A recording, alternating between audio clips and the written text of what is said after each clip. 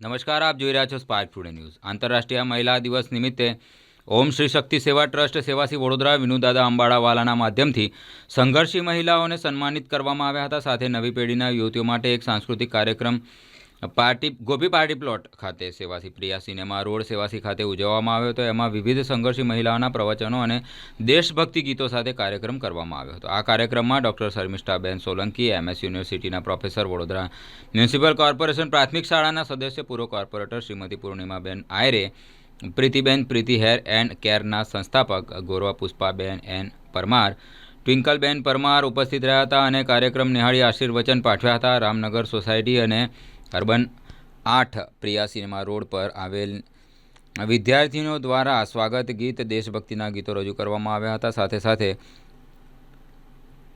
મહાન વિભૂતિ મહિલાઓના શિક્ષણ પ્રેરણાદાયી સાવિત્રીબાઈ ફૂલે પર પ્રવચન કર્યું હતું. મહેમાનોને સાલ એવોર્ડ આપી બહુમાન કરાયું હતું. સાથે વિદ્યાર્થીનીઓને સર્ટિફિકેટ, પેન, ભારતનું બંધારણ સંબંધિત ભેટ આપી સન્માનિત કરવામાં આવ્યા હતા. વિનુદાદા અંબાડાવાલા દ્વારા આ કાર્યક્રમનું ખાસ આયોજન કરવામાં આવ્યું હતું. આજે આપણે સૌ અહીંયા મહિલા દિવસના સેલિબ્રેશન માટે તો એકત્રિત થયા છે, પણ શું મહિલાઓનું સન્માન એક દિવસ માટે થવું જોઈએ? હરરોજ થવું જોઈએ ને? હા, તો મહિલાઓનું સન્માન કેવી રીતે થશે? જ્યારે આપણા દેશનો કોઈ પણ નારી કોઈ પણ સમયે પોતાને સુરક્ષિત અનુભવીને કોઈ પણ સમયે ઘરની બહાર નીકળી શકશે, ત્યારે સાચું મસ્ત સેલિબ્રેશન થશે. અને હું છેલ્લા મહિલાઓ માટે બે લાઈન કહીશ. कुछ चीजें हैं जो मुझे तुमसे कहनी है, कुछ चीजें हैं जो मुझे तुमसे कहनी है, क्या पता जिंदगी के किस मोड़ पर काम आ जाए. हर दिन कोई एक नया किस्सा लेकर आएगा, तुम्हें एक नई बात कहकर जाएगा. तुम लड़की हो, इतना जोर से मत हंसो. बाहर जा रही हो, थोड़ा तो मेकअप करो. रोज इतनी फोटोज पोस्ट मत करो. इतने लड़कों से दोस्ती मत करो. जब तुम सपनों देखोगी तो बहुत सवाल उठेंगे.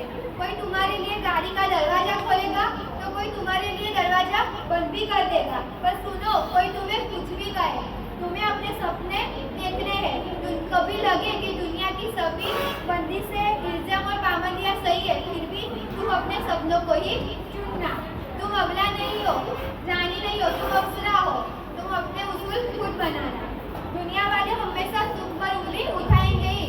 हर मोड़ पर 100 इल्जाम आएंगे, पर अपने उम्मीद के फूल को कभी डगमगाने मत देना. हाँ, और एक बात, सबको प्यार करो. प्यार तुम्हारी कमजोरी नहीं है, प्यार ही सबसे बड़ी ताकत है. पर खुद के लिए थोड़ा प्यार बचा के रखना.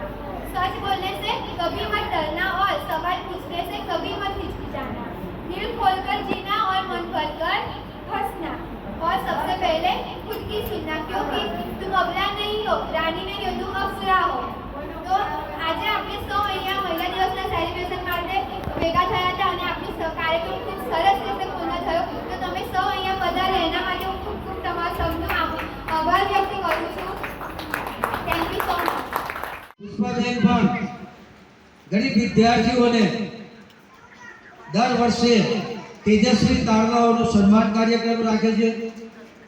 તેમજ અતિશય ગરીબ વિદ્યાર્થીઓ હોય તેઓને નોટબુક વિતરણ, સ્લમ વિસ્તારમાં કપડાં વિતરણ, આવી વડોદરા શહેરમાં અસંખ્ય સંસ્થાઓ કામ કરે છે. અમારી પણ એક સંસ્થા છે, પણ અમે છેક દૂર દૂર કચ્છના રણમાં, ઝીંઝુવાડાના રણમાં, ત્યાર પછી નસવાડીના જંગલોમાં કપડાં વિતરણ કરવા અહીંથી જવું ને ઓછામાં ઓછા 500થી વધુ શ્રમજીવીઓને કપડાં મળે એ માટે એક નાનો આઈસર ભરાય એટલા કપડાં એક વર્ષ ભેગું કરતા અમને થાય છે. અને એ કપડાં પણ જ્યારે આપીએ છીએ ત્યારે લેનારની આંખમાં હર્ષના આંસુ આવે છે કે આવા કપડાં અમે જોયા નથી. એટલે સારા કપડાં આપે છે, એવું સામાન્ય કપડાં અમે સ્વીકારતા નથી. અને કદાચ આવી જાય તો એને અમે ડિસ્પોઝલ કરતા હોય.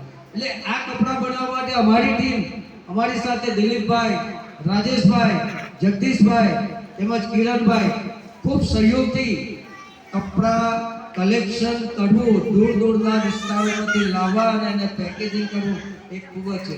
એટલે આમાંથી પણ એક સંકલ્પ કરજો કે અમારે પણ કંઈક આવું સેવા આ લોકો કરે છે એવું અમારે પણ આવું કરવું છે. અને અમે આવું કેમ ના કરીએ?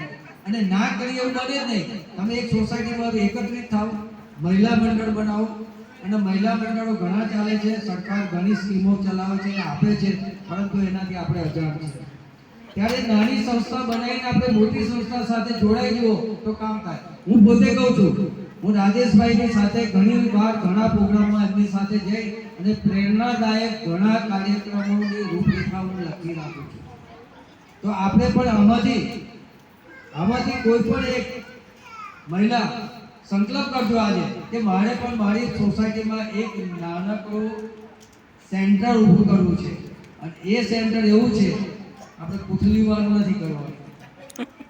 એ સેન્ટર એવું છે કે આપણે મહિલાઓ આપણી સોસાયટીમાં 10 કે 15 હોય ને એક મહિલા થોડોક વિકાસ વગર હોય તો એને આપણે કેવી રીતે બેઠા કરવા, કઈ મદદ કરવી.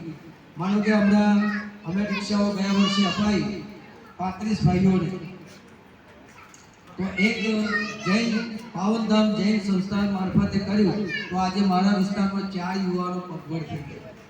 એવી રીતે આ વર્ષે અમને ટૂંક સમયમાં આપવાનું છે, તો આપણા વિસ્તારની 5 મહિલાઓને પિંક કલરની રિક્ષા આપવાનું આપણે આયોજન કર્યું છે અને એની ટ્રેનિંગ પણ આપણે અપાવી છે, ટ્રેનિંગ લઈ લીધી છે.